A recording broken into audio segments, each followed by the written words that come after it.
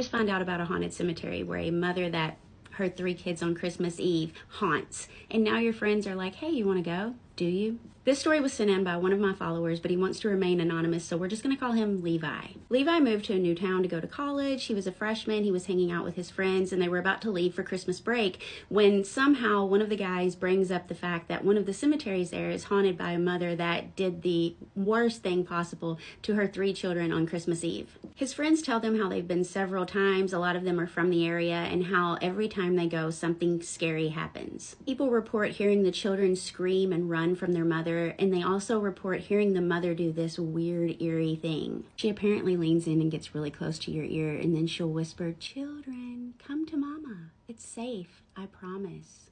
Levi had a car. He said, let's go. I want to see. I want to get scared by this woman. Let's see if she'll whisper in my ear. They ended up driving out to what felt like the middle of nowhere when they get to this tiny cemetery out in the middle of the woods that only had about 50 headstones. They get out, walk around, they're quiet for a little while, and then they get bored and they start like making a lot of noise, and that's when 2 of the boys start taunting the woman. Huge mistake. He said in total they were out there probably about 30 minutes, but he never heard anything, so they just decide to leave. He goes back to the car, and that's when he realizes that his keys are locked inside.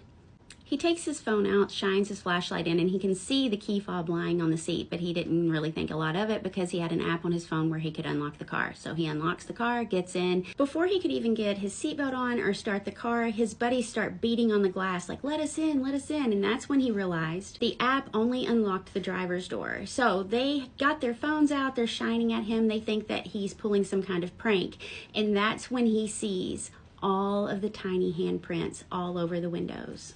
He unlocks the door, his buddies get in, and then that's when they try to like figure out what happened, who did it. They're blaming each other, but then they realize that the handprints are on the inside of the car. Levi said he was just frozen, staring at the tiny handprints when his friends start screaming, leave, leave. So he finally throws the car into drive and gets the hell out of there. Now, what would you do if that happened to you?